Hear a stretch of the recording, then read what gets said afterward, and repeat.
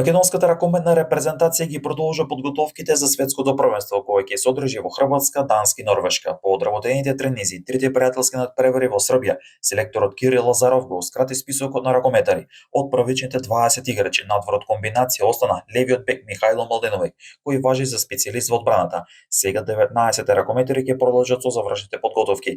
Репрезентацијата на 8 јануари ќе одигра тест надпревар против Хрватска во Загреб со почеток од 20 часот, пошто ќе има доволно време за адаптација во Вараждин, каде ќе се играат надпреварите од групната фаза и главната рунда.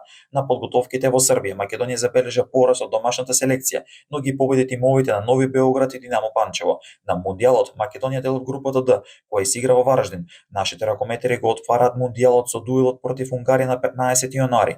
2 дена подоцна ќе се соочат со Холандија, а групната фаза ќе ја затворат со надпреварот против Гвинеја на 19 јануари. Селекторот Лазаров и неговите избраници се подготвуваат за предизвиците што следуваат со надеж за успешен настап на светското првенство.